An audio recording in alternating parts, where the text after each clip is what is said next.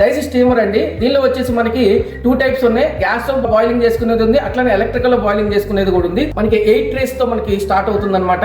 8 trace, 12 trace, 24 trace, 3 models అయితే మనకి available గా ఉన్నాయి. గ్యాస్ తో కంపేర్ చేసుకుంటే ఎలక్ట్రికల్ మోడల్ అండి ఇది. దీనిలో వచ్చేసి మనకి చాలా తక్కువ ఖర్చుతోనే మనం రైస్ అనేది చాలా ప్రాపర్ గా మనం కుక్ చేసుకోవచ్చు. వెజిటేబుల్స్ కానీ A to Z మనకి అన్ని కుక్ చేసుకోవడానికి కూడా అవైలబిలిటీ మోడల్స్ ఉన్నాయండి. ఒకసారి మీకు ఏ విధంగా ఉందో కూడా నేను చూపిస్తాను.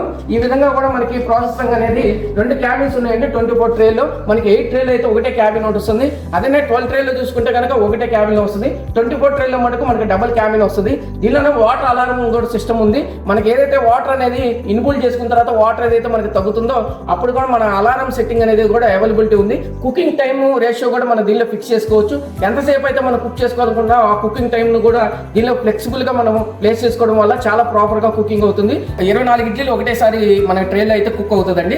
అదే 8 ట్రేలు కనుక మనకు చేసుకుంటే కనుక 192 ఇడ్లీల వరకు మనకు కుక్ చేసుకోవడానికి అవకాశం ఉంది. 200 ఇడ్లీస్ పైన కనుక చేసుకోవాలంటే 12 ట్రేలో మనం కుక్ చేసుకోవచ్చు. అట్లానే 400 ఇడ్లీస్ పైన మనం కుక్ చేసుకోవాలనుకుంటే కనుక 24 దానిలో మన ట్రేస్ దానిలో కూడా మనం కుక్ చేసుకోవడానికి అవకాశం ఉంటుంది.